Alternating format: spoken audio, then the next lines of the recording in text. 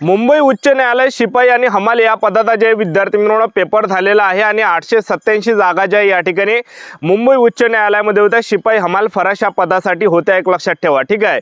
तर आता जे विद्यार्थी मित्रांनो पेपर झालेला आहे, पहिल्या शिफ्टचा जो पेपर आहे एकदम सोपा होता आणि दुसऱ्या शिफ्टचा जो पेपर आहे हा एकदम हार्ड होता, एक लक्षात ठेवा। तर यामध्ये कोणाला फायदा होणार आहे, कोणाला नुकसान या ठिकाणी होणार आहे आणि त्याचबरोबर कॅटेगरी वाईज कटऑफ किती जाणार आहे, कास्ट वाईज कटऑफ किती जाणार आहे, SC ST OBC EWS open, त्याचबरोबर जे काही पीडब्ल्यूडी आहे दिव्यांग आहे तर यांचा कडाप या ठिकाणी किती जाणार आहे। 30 मार्काचा हा पेपर झाला होता, 30 पैकी या ठिकाणी कडाप किती जाणार आहे पेपरचा आणि सेफ झोन काय आहे, या ठिकाणी पेपर पास होण्यासाठी किती मार्क आपल्याला असले पाहिजे जेणेकरून आपण या ठिकाणी पेपर पास असणार आणि त्यानंतर आपली शारीरिक क्षमता असणार आहे 10 मार्कासाठी, मुलाखत असणार आहे 10 मार्कासाठी।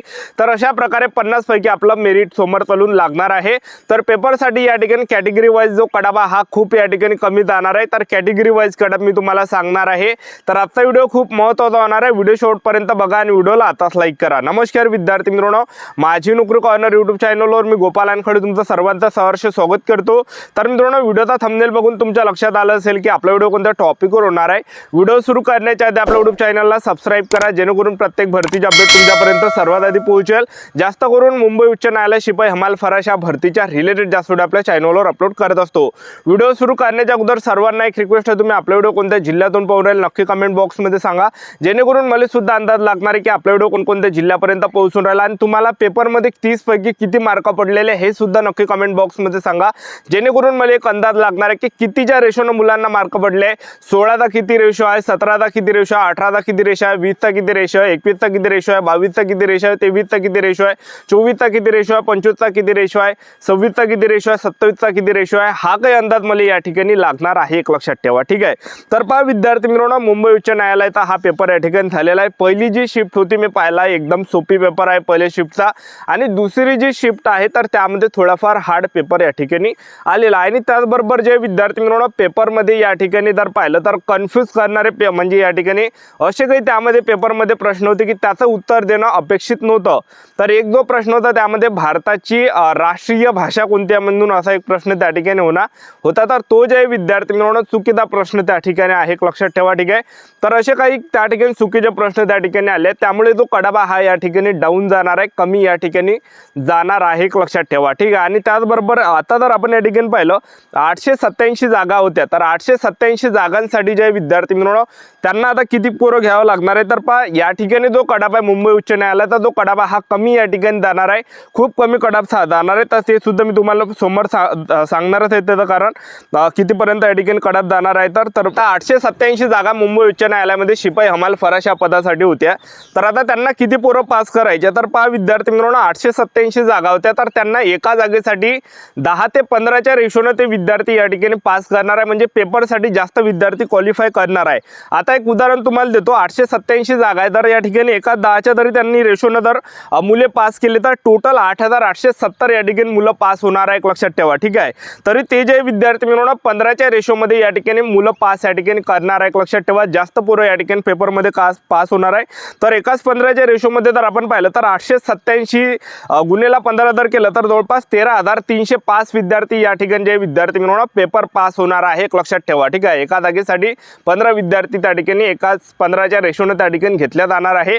आणि मेन म्हणजे आता पेपर जो आहे पहिल्या शिफ्टचा जो पेपर हा सोपा या ठिकाणी आलेला आहे आणि दुसऱ्या शिफ्टचा जर आपण पाहिला पेपर तो हार्ड आला। आता यामध्ये जे विद्यार्थी मित्रांनो नुकसानामध्ये फायदा कोणाला होणार आहे, तर बा जो काही सोपा पेपर आलेला आहे तर त्यामध्ये जे नॉर्मलायझेशनचे तर मार्क त्या ठिकाणी वाढणार नाही आहे, वाढेल तर कमी वाढणार आहे, पण जो पेपर या ठिकाणी हार्ड आलेला आहे तर जो ज्या शिफ्टचा दुसऱ्या शिफ्टचा जो पेपर हार्ड आलेला आहे तर नक्की त्यांना नॉर्मलायझेशनमध्ये जास्त मार्क भेटणार आहे, एक लक्षात ठेवा। म्हणजे जे काही पेपरचा जो हे आहे विद्यार्थी मित्रांनो जो काही पेपरचा जो हे राहते पेपर जो क्वालिटी राहते जर समजा हार्ड आला तर त्यामध्ये जे विद्यार्थी मित्रांनो नॉर्मलायझेशनचे प्रोसेस राहते, एक लक्षात ठेवा। पेपरमध्ये ज्यांचा पण पेपर या ठिकाणी हार्ड आला असेल, तुमचा जो काही शिफ्ट आहे आता कोणाची सोपी आले कोणाची हार्ड आले, ज्यांची सुद्धा सोपी किंवा हार्ड आली असेल, ज्यांची हार्ड आली असेल तर त्यांना त्या ठिकाणी बोनस मार्क भेटणार आहे, म्हणजे नॉर्मलायझेशनचे ऑटोमॅटिक या ठिकाणी मार्क तुमचे वाढणार आहे। म्हणजे तुम्हाला जर समजा या ठिकाणी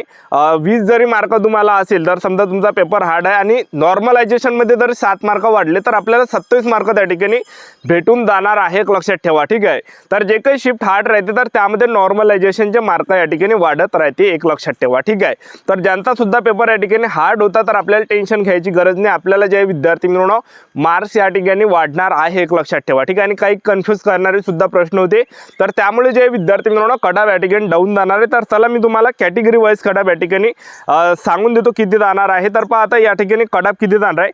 तर पहा तुम्ही तर या ठिकाणी ओपन कॅटेगरीचे असाल म्हणजे खुला प्रवर्गाचे जर तुम्ही असाल तर खुला प्रवर्गाचा जो कडाप या ठिकाणी जाणार आहे तर जवळपास 24 ते 26च्या दरम्यान या ठिकाणी ओपन कॅटेगरीचा कडाप या ठिकाणी जाणार आहे, एवढा सेफ झोन या ठिकाणी असं आहे.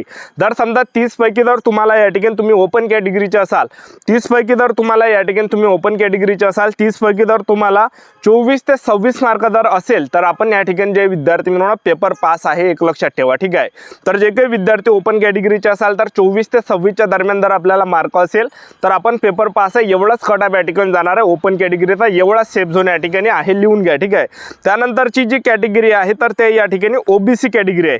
आता ओबीसी कॅटेगरीचा कडाप या ठिकाणी किती जाणार आहे तर तुम्ही ओबीसी कॅटेगरीचे असाल तर जवळपास 22 ते 24च्या दरम्यान या ठिकाणी कडाप जाणार आहे.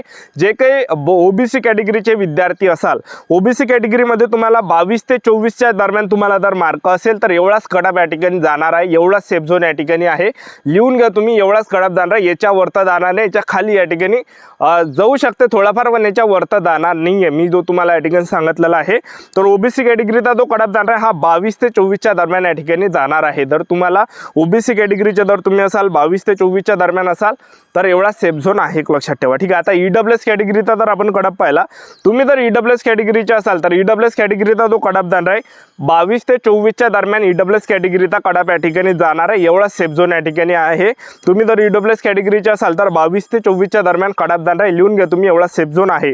त्यानंतर तुम्ही आता एससी कॅटेगरीचे असाल तर एससी कॅटेगरीचा जो कडाप आहे 19 ते 21च्या दरम्यान जर तुम्हाला मार्क असेल तर एवढाच कडाप या ठिकाणी जाणार आहे, याच्या वरता जाणार नाही. एससी कॅटेगरीचा जो कडाप हा 19 ते 21च्या दरम्यान या ठिकाणी जाणार आहे आणि त्याचबरोबर एवढा सेफ झोन आहे. तर पहा एससी कॅटेगरीचे जर तुम्ही असाल 19 ते 21च्या दरम्यान या ठिकाणी कडाप जाणार आहे, एवढा सेफ झोन आहे. आता तुम्ही एसटी कॅटेगरीचे असाल तर एसटी कॅटेगरीचा जो कडाप हा 19 ते 21च्या दरम्यान या ठिकाणी कडाप जाणार आहे, एवढा सेफ झोन या ठिकाणी आहे. तर तुम्ही एसटी कॅटेगरीचे असाल तर 19 ते 21च्या दरम्यान जर तुम्हाला असेल तर एवढाच या ठिकाणी कडाप जाणार, एवढं सेफ झोन आहे, पेपर आपण या ठिकाणी पास होणार आहे, एक लक्षात ठेवा. ठीक आहे, तर एवढा काही कडाप जाणार आहे. त्याचबरोबर पीडब्ल्यूडी कॅटेगरीचे असाल, दिव्यांग जर तुम्ही असाल तर दिव्यांगांचा जो कडाप आहे, जे काही पीडब्ल्यूडी मध्ये येतात दिव्यांग जे पण विद्यार्थी आहे 17 ते 19च्या दरम्यान जर तुम्हाला असेल तर आपण या ठिकाणी पेपर पास होणार आहे, एवढाच कडाप या ठिकाणी जाणार आहे दिव्यांगांचा. तुम्ही जर या ठिकाणी दिव्यांग असाल, तुम्ही जर या ठिकाणी जे विद्यार्थी म्हणून दिव्यांग जर तुम्ही असाल, पीडब्ल्यूडी कॅटेगरीचे जर तुम्ही दिव्यांग असाल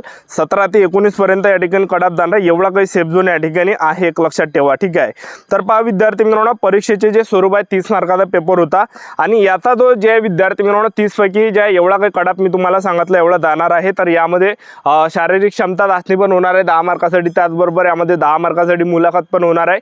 50 पैकी या ठिकाणी निवड होणार आहे SC ST OBC WS open या कॅटेगरीची. ठीक आहे, तर आपलं युट्यूब चॅनल सबस्क्राईब करून ठेवा, वेळोवेळी अपडेट देत राहणार आहे मुंबई उच्च न्यायालय शिपाई हमाल फराशा भरतीबद्दल. आजच्यासाठी इथंच थांबतो, भेटूया नेक्स्ट व्हिडिओमध्ये. जय हिंद, जय भारत.